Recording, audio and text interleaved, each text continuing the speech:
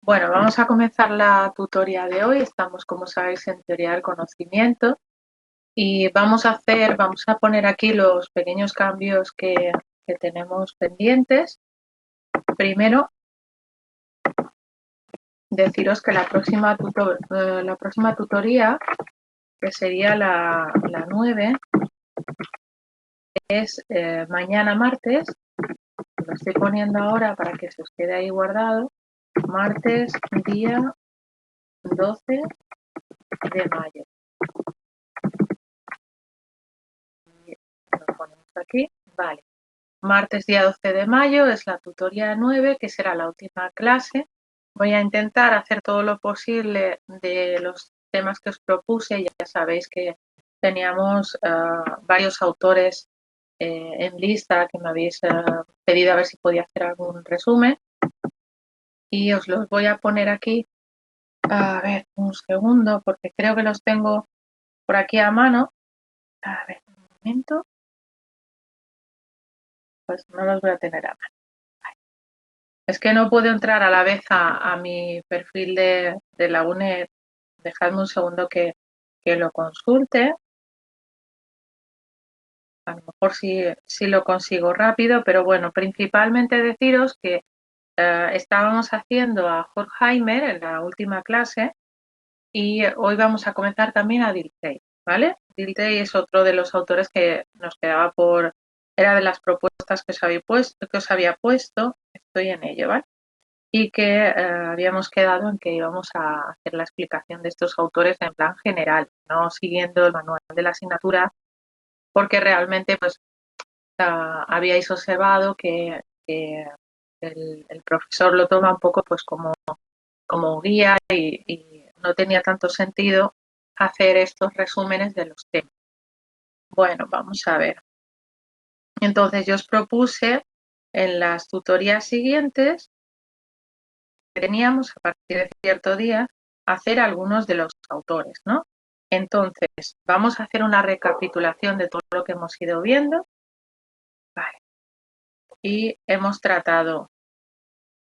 visto a Nietzsche, uno de los temas que hemos tratado. Vamos a ir poniéndolos aquí en un listado, un segundo. Hemos visto a Nietzsche, hemos visto a Popper, también estamos tratando a Horkheimer y también estamos viendo vamos a ver a Dilthey. ¿Vale? ¿Qué nos quedaría? Pues nos quedarían, tendríais que decirme a ver qué preferís hacer o si no hacemos una especie de resumen general de todo. Y Kuhn hemos dicho que había, pues si no recuerdo mal, una explicación del profesor de la asignatura, entonces lo dejamos como ya explicado de otra manera y nos quedaría Adorno, además de a ver que lo escriba bien, me parece que es con CH, un segundo.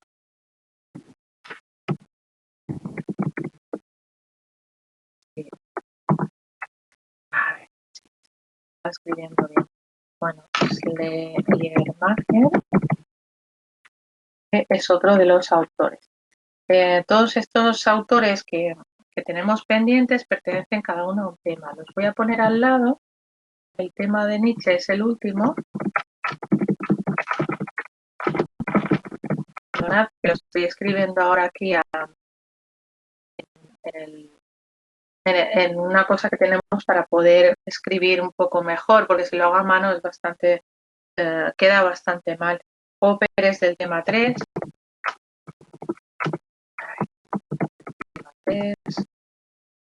Horkheimer es del tema 6. Y más tenemos Dilthey, sería del tema 4.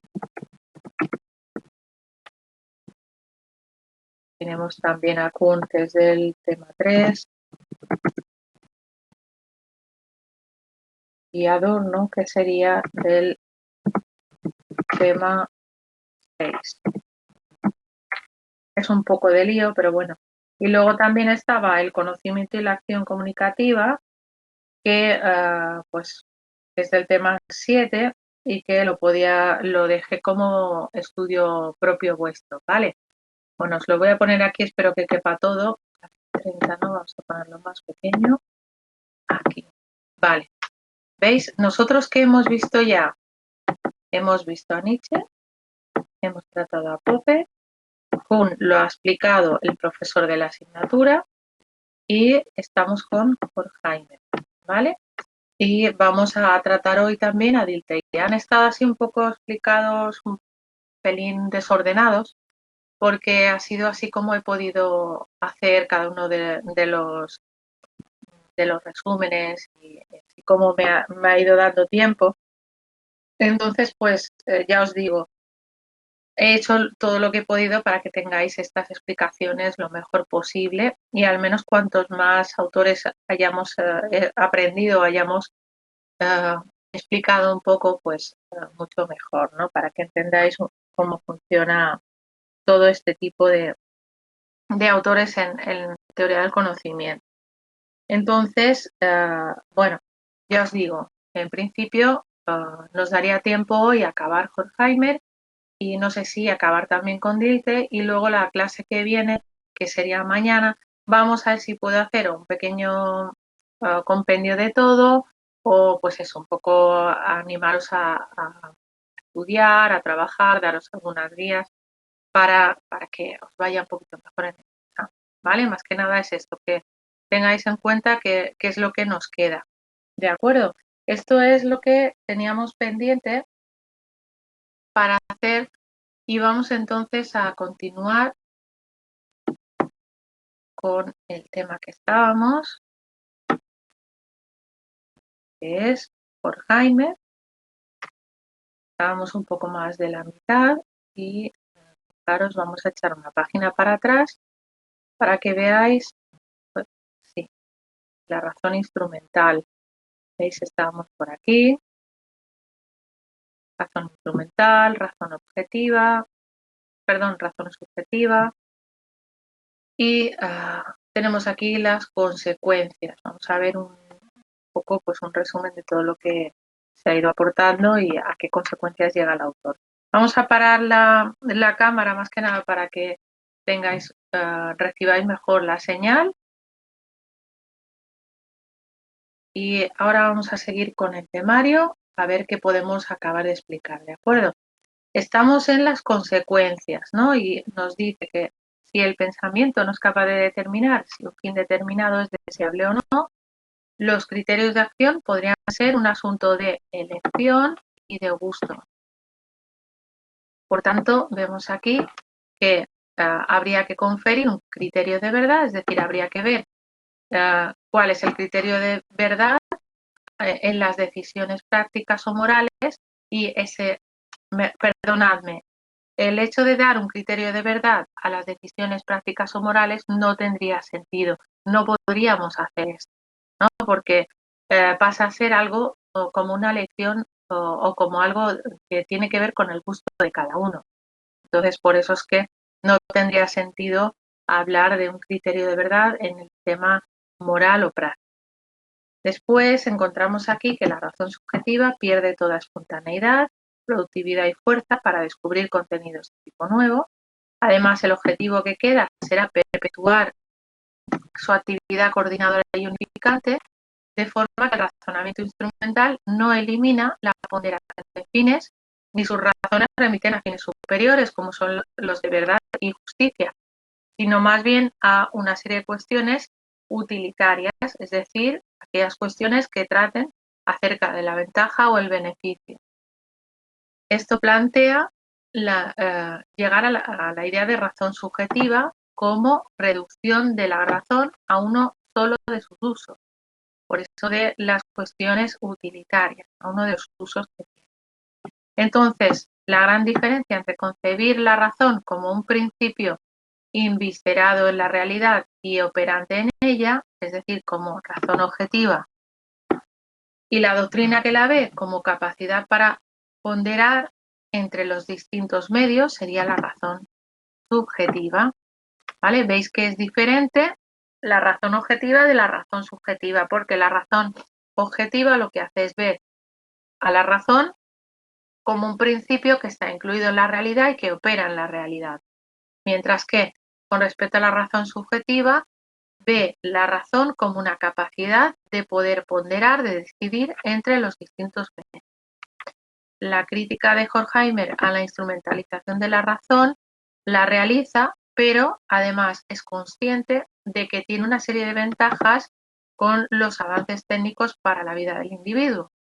Entonces, también señala el precio que la humanidad ha pagado por esos adelantos, esos avances técnicos.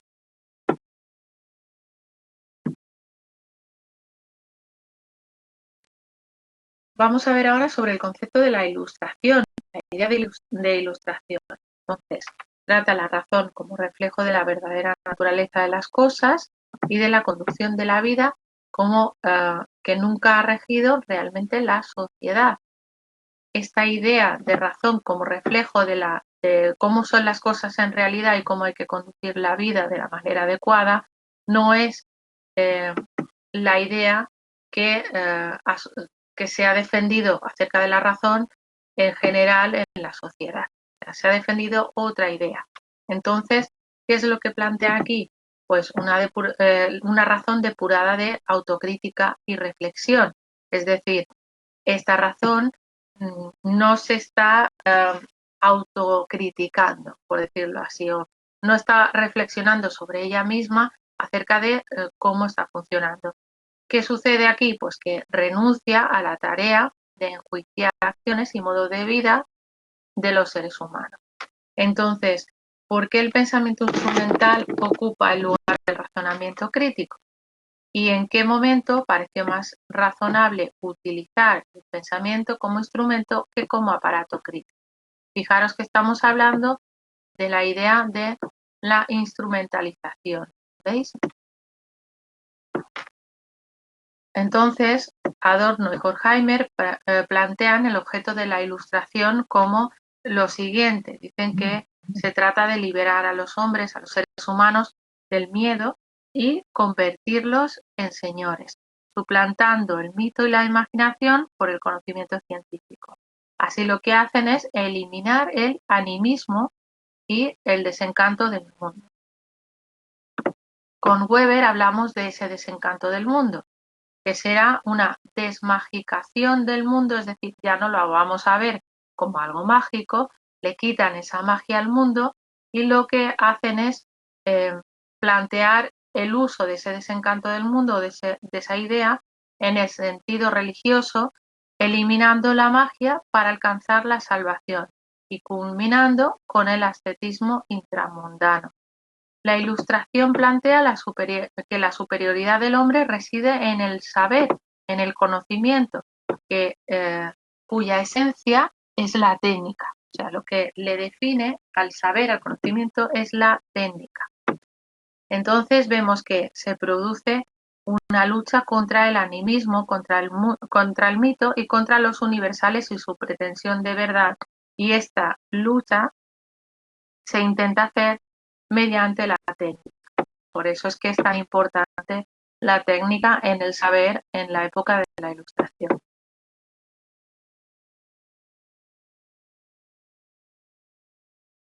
Vamos a ver entonces el pensamiento en la Ilustración. El pensamiento se trata en términos matemáticos como instancias absolutas, debe adaptarse al mundo y no el mundo al pensamiento.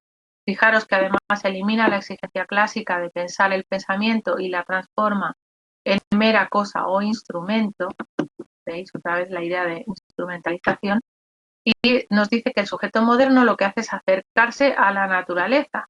Intenta entender la naturaleza para después dominarla mediante la técnica. Eso es lo que sucede en la época de la Ilustración. Entonces vemos que será un intento de dominación que se va a producir no solo con la naturaleza, sino también con el hombre mismo, es decir, también va a tratar de dominar al ser humano. Fijaros que nos dice que se trata de dominar la naturaleza desencantada mediante la técnica y mediante el trabajo del sujeto. Por eso es que estamos de alguna forma hablando de naturaleza y de sujeto como dominados por el ser humano. Vemos ahora la relación mito-dominio-trabajo en Horkheimer y en Adorno. Esto está basado en el pasaje duodécimo de la Odisea y nos dice que Odiseo y los trabajadores se enfrentan al seductor canto de las sirenas con la promesa de felicidad. Acordaros un poco de cuál es este momento del canto de las sirenas. No sé si recordáis esta historia, supongo que la habréis oído alguna vez. Entonces, fijaros, aquí vemos a Odiseo como el amo, el señor burgués, que puede escuchar, pero se hace atar a la nave con fuerza. Vemos que entonces el dominador, el amo, el señor burgués, es exento del trabajo, no tiene que trabajar, pero no impide su propia mutilación. Dice que no se relaciona directamente con la cosa, deja al siervo como intermediario de la cosa.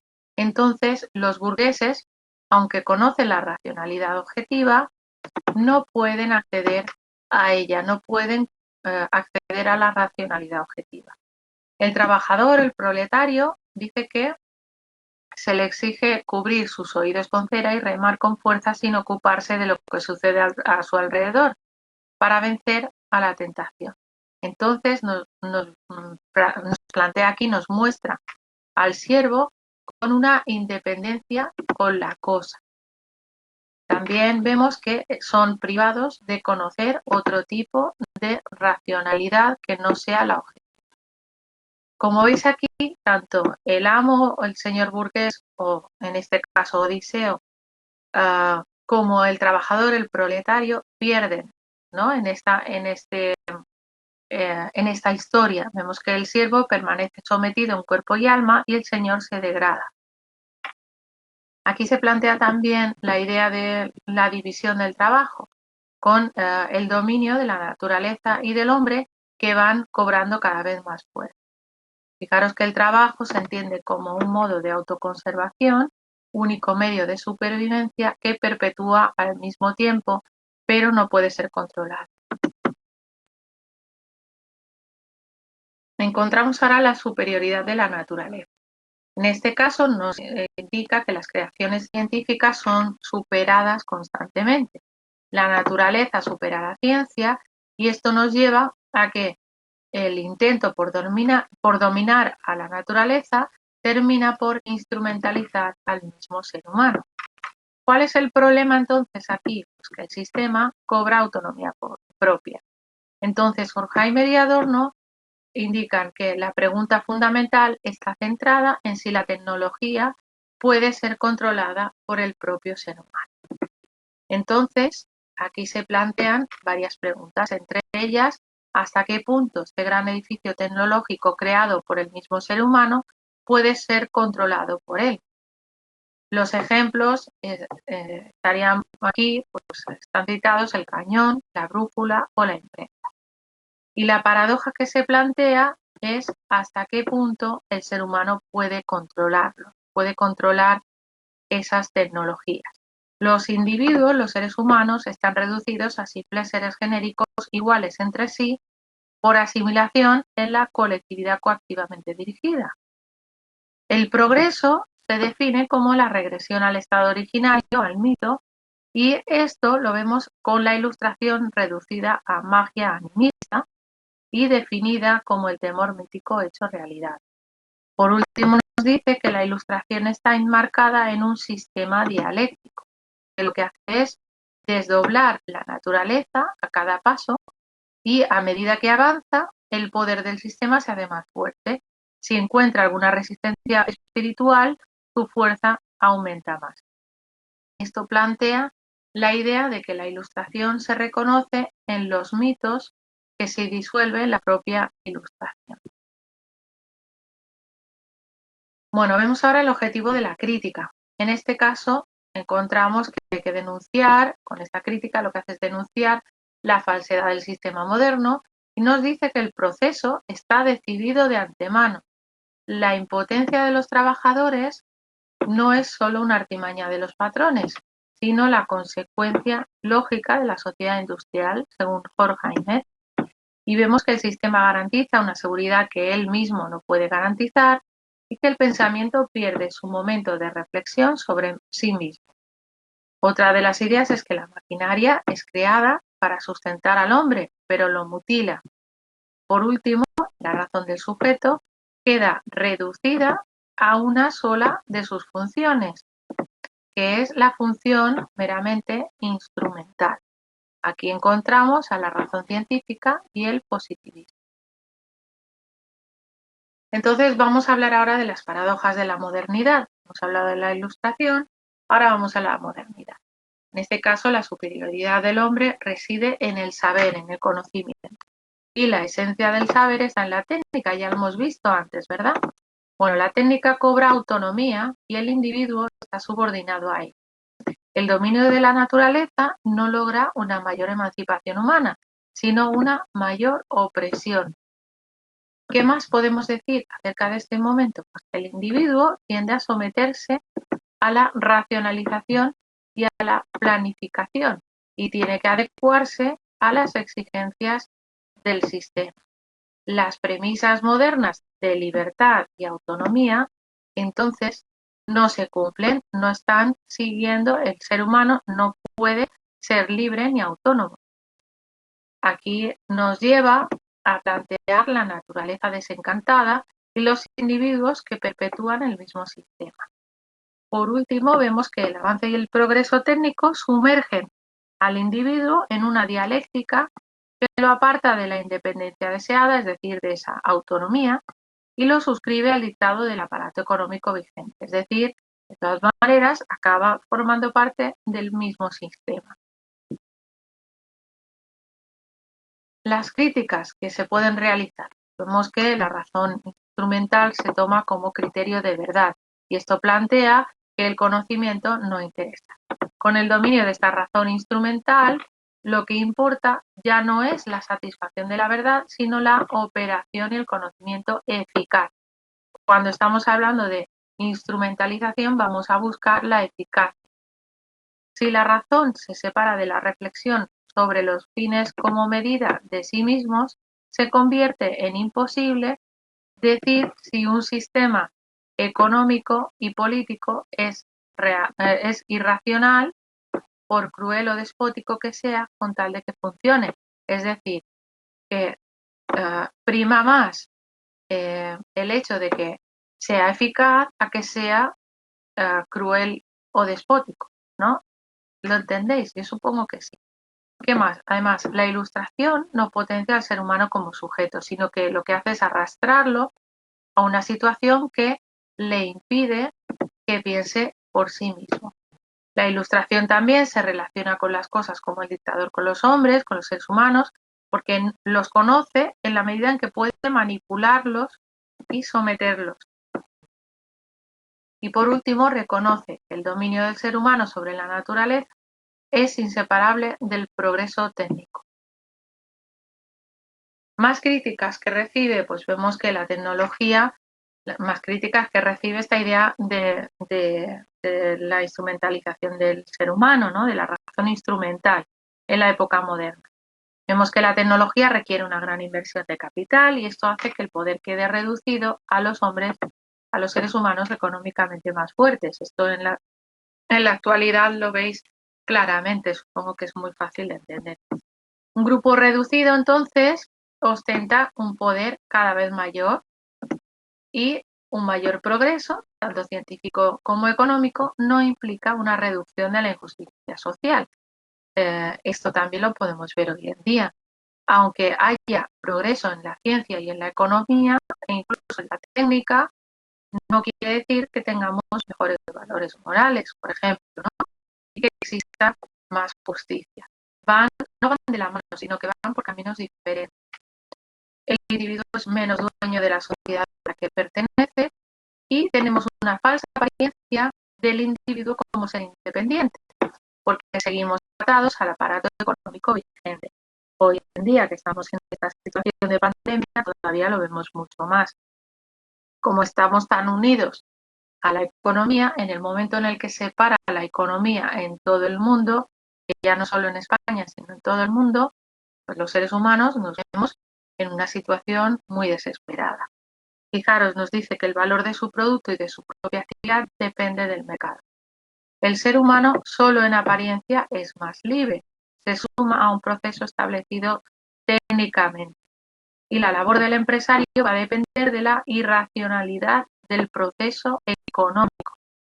Entonces, como veis de nuevo, el individuo no es más libre. ¿Veis? Continuamente está marcando la no libertad. Dice que queda igualmente oprimido y que ahora el opresor es la economía, el dinero.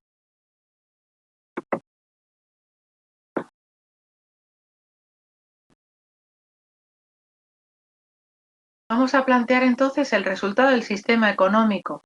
El resultado será un yo abstracto, vaciado de toda sustancia, con la pérdida de sentido, la naturaleza vacía, degradada, sin otro fin que el dominio mismo, que será la pérdida de libertad. Fijaros, pérdida de sentido y pérdida de libertad. La instrumentalización de la razón no representa la instauración de sujetos más libres, sino que nos lleva a plantear que el individuo se convierte en un instrumento más del proceso de producción, por tanto no hay libertad. Y la razón la podemos definir como una simple capacidad de adaptación a la naturaleza, es decir, como un mero instrumento al servicio de los seres humanos.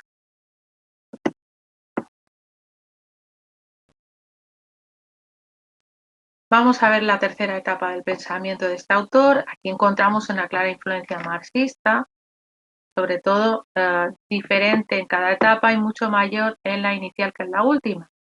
Esta influencia marxista que veis que en cada etapa ha ido marcando de alguna manera el pensamiento, vemos que se ha ido diluyendo con cada etapa hasta el final y en sus textos de madurez admite esa adherencia al marxismo tras la Primera Guerra Mundial como respuesta al dominio de derechos.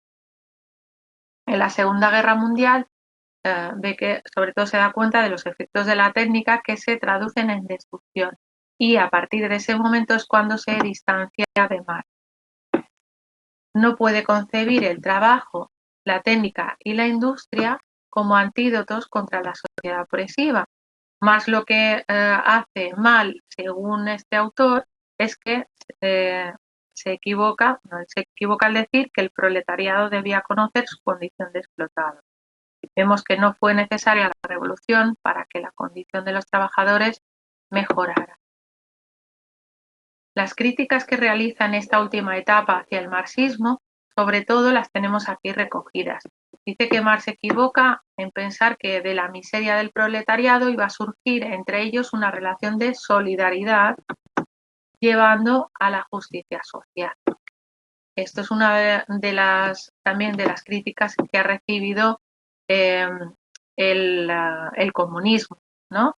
Fijaros, la doctrina de Marx y Engels no sirve para explicar el desarrollo interno de las naciones ni sus relaciones exteriores. Coincide con Marx en que de Dios nada puede decirse y difiere en su concepto de revolución. Por último, dice que la destrucción de las instituciones democráticas por una revolución conducirían a algo todavía peor. Dice que la dudosa democracia es siempre mejor que la dictadura.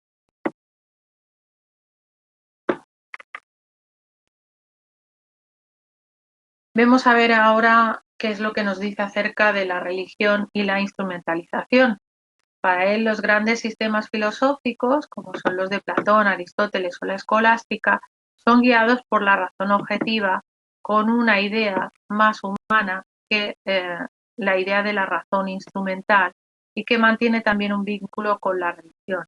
El problema que se plantea a partir de aquí es que la razón objetiva de la Ilustración se convierte en un ámbito separado de la religión y por tanto lo que hace es disolverse en el dictado de la razón subjetiva o instrumental. Es decir, esta razón objetiva se va a disolver en la razón subjetiva o instrumental, en la razón instrumental en la etapa de la ilustración, en el momento en el que se separa de la religión. Y nos dice, en un cajón está la religión, en otro el arte, en un tercero la filosofía y en el cuarto cajón la ciencia, desgajada de todo lo anterior. Es el momento de la separación, ¿no?, entre lo que es la religión y otras ciencias. Vemos que el paso de la razón objetiva a la subjetiva o instrumental es un proceso continuo de racionalización. El proceso va degenerando poco a poco y nos dice que aunque los sistemas sigan guiados por una razón objetiva, la razón subjetiva o instrumental va avanzando hasta que llega a un punto en que ya no legitima los postulados de la razón objetiva. Entonces ya no queda esfera alguna capaz de escapar a la formalización de la razón, a la instrumentalización de la razón. Por tanto, hasta la religión se instrumentaliza.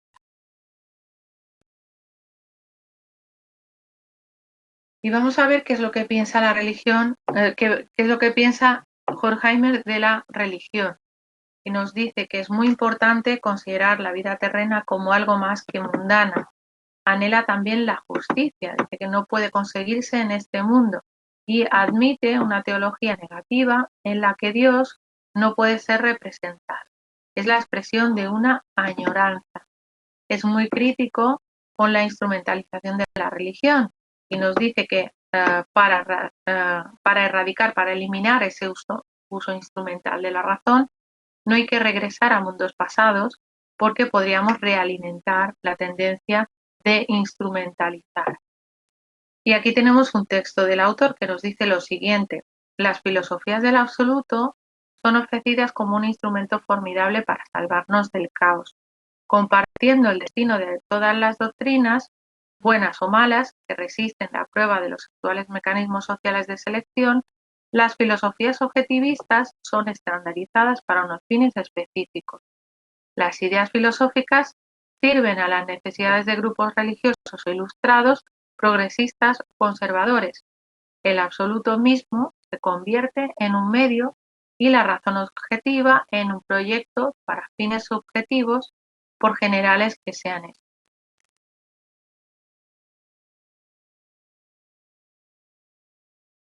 Las conclusiones a las que llega el autor acerca de todas estas ideas nos dice que la filosofía debe estar unida a la política y la política a la teología, a la religión. Cuando el elemento teológico se haya instrumentalizado, su adhesión ya no implica que la razón no se formalice. También nos dice que la pragmatización de la religión es el resultado de su adaptación a las condiciones de la sociedad industrial y se basa en la más íntima esencia de toda clase de teología sistemática. La religión entonces cae también en la división del trabajo y critica su incorporación como disciplina en los colegios. Intenta acercarse a un tipo de espiritualidad o religiosidad que esté fuera del sistema, es decir, asistemática. Nos dice que no hay que confundir moral y religión y que no admite una religión tal y como se conocen las condiciones modernas. Además, habla de la necesidad de la afirmación de una presencia absoluta que se presente como referencia última frente a la relativización. En esto se parece muchísimo a Kant. Dice que no afirma la existencia de Dios y esto conlleva que la filosofía debe centrarse en denunciar dicho proceso y sus consecuencias. Y la paradoja a la que llega con estas ideas es que los restos materialistas de su pensamiento son los que le impiden el reconocimiento de un concepto de trascendencia que él mismo es. Y por último, aquí tenéis unas pequeñas frases que he tomado de Adorno y de aquí, Horkheimer, si no recuerdo mal. Ahora no se ve mucho, dejadme que lo ponga un poquito más grande. Es que digo, yo creo que lo he hecho. A ver, un segundo. Ah, no, son de Adorno. Pues no entiendo por qué he puesto a los dos de Adorno. Realmente aquí me pegaría más a Horkheimer. Pero bueno, no pasa nada. Como hemos citado también algo de él, ya veis que alguna cosita sí que hemos tomado. Nos dice Adorno, freedom, es decir, la libertad. No, la libertad sería no escoger entre blanco y negro o negro y blanco, sino abjurar sobre esas alternativas prescritas. Es que no sé cómo traducir esto de prescribed choices. O sea, son como elecciones que nos prescriben, que nos marcan, ¿no? Y luego nos dice Adorno en la otra frase, el poder de la industria, de la cultura, de la ideología de la industria es tal, a ver, vamos a ver si lo puedo traducir, es tal que la conformidad ha reemplazado la conciencia, ¿vale? No sé si me habéis entendido, me he liado un poco a la hora de traducirlo, pero bueno, son dos frases que me habían parecido interesantes. Ya os digo que se me debe haber ido la pinza no haber metido ninguna frase de Horkheimer porque aquí pegaba mucho más, pero bueno, no pasa nada. Es más que nada, como he visto a Adorno en esas últimas, pues me ha parecido interesante poner frases de él. Si acaso, si queréis, buscaré alguna para que tenga un poquito de sentido ponerlo en este documento, ¿vale? Y bueno, vamos a comenzar. Quedan aún algunos minutos para acabar la clase, entonces vamos a comenzar con el resumen de Dilthey. Al menos ver algunas cosas interesantes, sobre todo acerca bueno, una pequeña introducción acerca de la vida y algo un poco general. Esto que vamos a tratar aquí está tomado del artículo de de Francisco Fernández Labastida. Tenéis ahí la página de donde se puede extraer el texto completo. Yo lo que he hecho ha sido tratar de resumir un poco la teoría que plantea Francisco Fernández acerca de este autor de Dilthey. Más que nada lo que hace es pues, explicar un poquito el autor y yo he tomado esto como si fuera un manual para poder haceros un resumen de su pensamiento. Hay algunos otros textos que he podido obtener para ampliar todo esto, pero pensé que este era el más completo, sobre todo que abarca un poquito todo, abarca pues la biografía, un poco qué es la razón histórica, qué es lo que se manejaba mucho en otros autores anteriores, también ideas que lo que hacen es hablar sobre Kant y las críticas que plantea. Luego un poco, pues, qué es lo que para él es la vida, que es bastante interesante. Se puede comparar también con Nietzsche y su concepto de vida. También tenéis aquí, pues, algunas ideas acerca de cómo define él el ser humano, el individuo, el mundo, la sociedad y la historia. En fin, es bastante interesante. Yo os digo que este autor, pues mira, yo no he tenido oportunidad de estudiarlo en la carrera. Si lo he estudiado ha sido algo muy breve y apenas profundizado. Y bueno, a mí me ha abierto un poquito también la curiosidad para poder, pues, aprender un poquito de este autor y tratar de ver alguno de sus textos. De hecho, podéis bajaros algunos de los textos de este autor por internet porque están en abierto, entonces si queréis leer algo este verano, pues ya tenéis alguna lectura que puede ser bastante recomendable, ¿vale? Y bueno, vamos entonces a empezar, a ver si esto me quiere hacer un poco de caso. Tenemos una pequeña introducción. Wilhelm Dilthey nació en 1833 y murió en 1911. Es el pensador más importante del historicismo alemán. Su obra más conocida es la Introducción a las ciencias del espíritu, en la cual inicia su proyecto de la crítica de la razón histórica y cuyo objetivo será encontrar un fundamento epistemológico sólido para las ciencias humanas. Tuvo gran influencia en la fenomenología, en el existencialismo y en la hermenéutica filosófica. Vamos a ver un poquito acerca de su vida. Tenemos que en 1833, creo que lo hemos puesto bien, vamos a ver, sí, yo digo, ya no me fío ni de mí misma. Nació en Alemania, en 1852, pues ingresa a la Facultad de Teología en la Universidad de Heidelberg, recibe lecciones de Bruno Fischer y estas lecciones hacen que comience su interés por la filosofía. En 1853 se traslada a Berlín y continúa sus estudios universitarios y allí conoce y trata a representantes de la escuela histórica. Vemos que en el 56 comienza a tener contacto con archivos póstumos de Schleiermacher y en el 64 realiza su tesis doctoral. Bueno, presenta su tesis doctoral. Entre el 65 y el 67 enseña lógica e historia en la filosofía de Berlín. Entre el 71 y el 83 tiene la cátedra de filosofía en la Universidad de Breslau, en Polonia, y en esta etapa conoce a Kate Woodman, con la que se casó en 1875.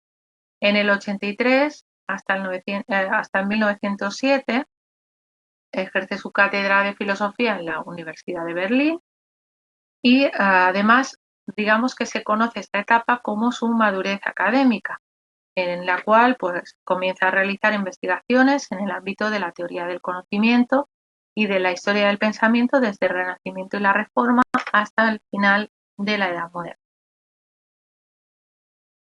Los últimos años del autor, sobre todo en su vida académica, se centran en la fundamentación de las ciencias del espíritu y además en los problemas del carácter filosófico y hermenéutico.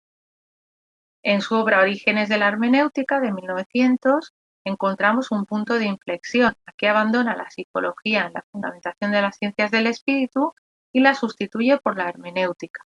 Esto lo veréis después en el desarrollo de este resumen. Y con la obra de 1911, Los tipos de concepción del mundo y su desarrollo en los sistemas metafísicos, encontramos la teoría de las concepciones o visiones del mundo. Aquí realiza una serie de ataques, recibe una serie de ataques de Edmund Husserl, que lo que hace es denunciar tendencias historicistas y relativistas en el pensamiento de Dilthey. Y entre ellos, entre Husserl y Dilthey, comienza a haber un intercambio de cartas. En 1911 muere durante un periodo de descanso en Sais-am-Slern, en Suiza, perdón. Vaya lío de nombres, que son nombres bastante diferentes a los nombres de los lugares en España, ¿verdad? Bueno, tras su muerte, los discípulos de Dilthey lo que tratan de hacer es ordenar y seleccionar toda la gran cantidad de manuscritos que había de su profesor.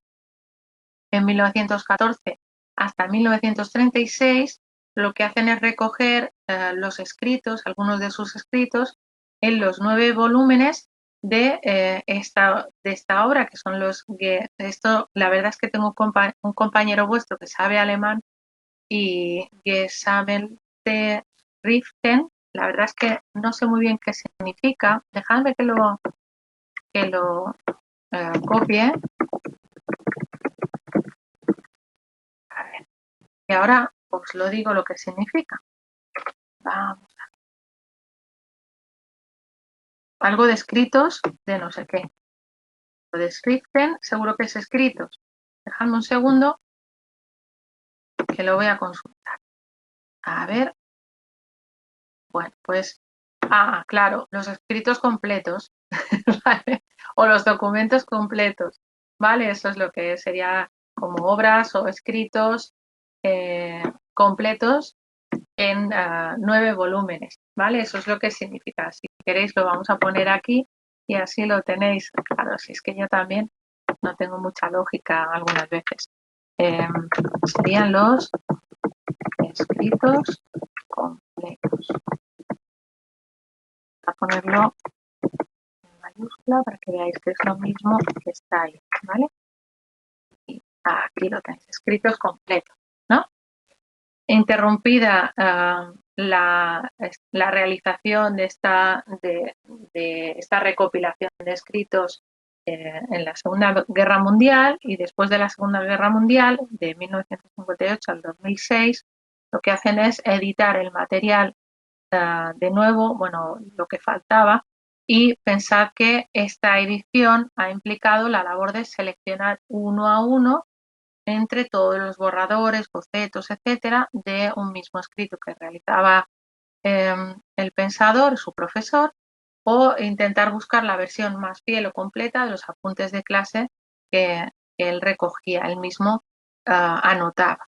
Esto lo que hace es pues marcarnos una gran dificultad para poder establecer una exacta cronología de todos estos documentos.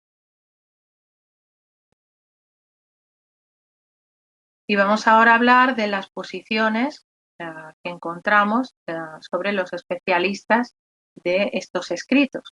Por un lado tenemos los que defienden la existencia de dos etapas en el pensamiento de Dilthey, es decir, dos polos en conflicto en sus obras. Nos dice que primero nos hablan de la primera de las etapas en la que la función principal se centra en la psicología dentro de la epistemología de las ciencias del espíritu, y en la segunda de las etapas sería la psicología en un segundo plano y la importancia fundamental en la hermenéutica. O sea, primero encontraríamos la parte más centrada en la psicología y la segunda etapa sería la que se centra en la hermenéutica. Uy, he puesto evolución, no sé por qué con ese. Por otro lado, la otra posición es la que sus defensores hablan de una evolución homogénea en su obra. Bueno, evolución, con C. ¿Vale? Perdonadme por estos errores. En lugar de una sustitución de principios, es decir, lo que se defendía en ese primer grupo, en el que se hablaba primero en una parte de la psicología y después la hermenéutica, lo que nos dice es que es una evolución homogénea. Y a partir de aquí comenzamos con el proyecto de Dilthey, que se conoce como la crítica de la razón histórica. De hecho, es una de las obras importantes. En la Alemania de la mitad del siglo XIX encontramos el abandono del idealismo hegeliano y la reacción en sentido contrario en ciencia y filosofía, que nos hablan de un espíritu humano reducido a mero producto de la naturaleza. Se produce la vuelta a Kant y la subjetividad trascendental, de manera que hablan de una búsqueda de un fundamento firme sobre el que construir el edificio de las ciencias sociales. La crítica que reciben es que no permiten el desarrollo de un modelo científico diferente y que niegan la posibilidad de que sus creaciones puedan ser objeto de ciencia. Luego encontramos la posición opuesta a esa vuelta a Kant, que lo que hace es hablar de una fundamentación metafísica de las ciencias empíricas, y aquí encontramos a la comunidad científica que se sitúa ante la disyuntiva de negar la cientificidad al estudio de la historia, del derecho y de la literatura, o aplicar a estas disciplinas un método que desnaturaliza la comprensión de las realidades histórico-sociales. Y Dilthey lo que hace es rebelarse ante esta disyuntiva, ante este falso dilema.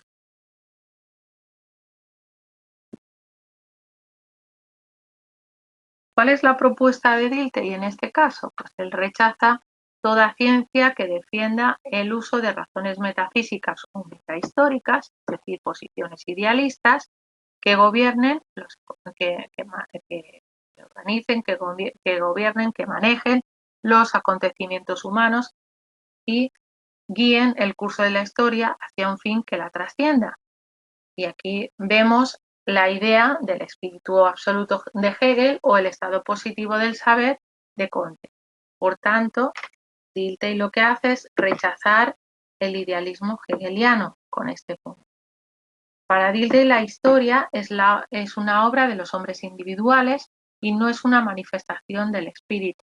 No implica que exista una finalidad que guíe la historia desde fuera. Nos dice que todos los eventos, todo lo que sucede, nace y perece dentro de la historia, no fuera, ordenándose en el tiempo, y que además está dirigido por una teleología inmanente a la historia misma.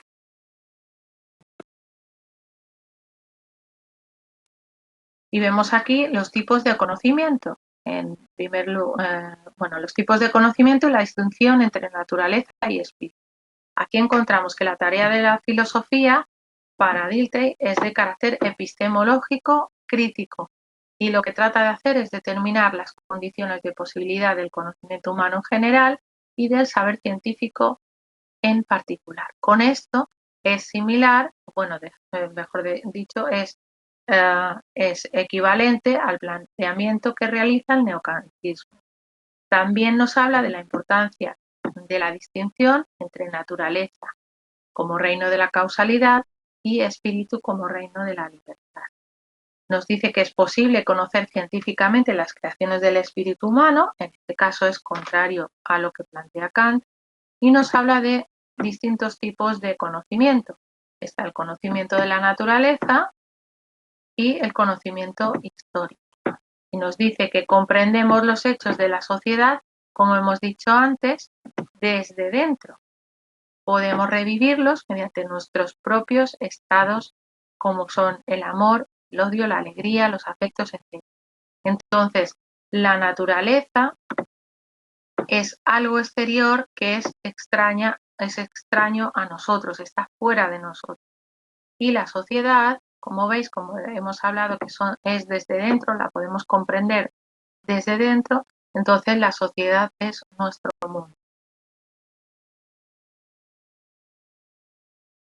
Y ya vamos a intentar acabar aquí la explicación y la comprensión. Tenemos que la explicación se define como el conocimiento de los objetos naturales que se encuentran regidos por leyes necesarias y universales, mientras que la comprensión es el conocimiento de los hechos históricos, de los productos de la cultura humana, como son los mitos, las leyes, las costumbres, los valores, etc., y que son huellas de la actividad libre y creadora del ser humano en el mundo. Además, el ser humano se define como el ser que no solo piensa, sino que también siente y ama. Y por último, nos habla de nuestra experiencia vital y las vivencias, que son muy importantes en la comprensión de los acontecimientos humanos. Y vamos a quedarnos aquí, nos vamos a quedar en esta distinción entre ciencias del espíritu y ciencias de la naturaleza para poder continuar mañana con todo este tema que nos queda pendiente. ¿De acuerdo?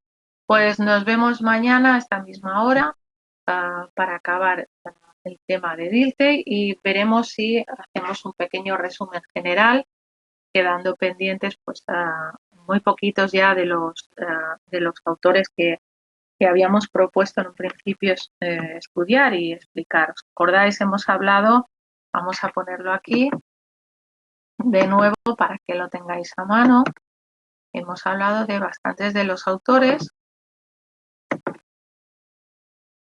y habíamos planteado hacer durante estas sesiones, hacer la explicación de Nietzsche, de Popper, de Dilthey, de Horkheimer o Adorno, o los dos juntos, y un repaso final. Entonces vamos a intentar que, acabar sobre todo este tema de Dilthey, que ya estamos casi acabando. Hemos visto 4 ideas de Adorno con la relación que tiene con Dilthey y con Horkheimer. Y bueno, en principio ya os digo que mañana acabaremos a Dilthey y trataremos de hacer un poco pues una reflexión final. Vamos a plantear algunas recomendaciones de cara al estudio de la asignatura y de cara al examen también. Vamos a recordar un poco cómo va a ser ese examen y daros un poquito de ánimos porque ya nos queda muy poquito, ya queda esa recta final que hay que intentar superar. ¿De acuerdo? Pues nada, nos vemos mañana mismo. Hasta luego. Un saludo.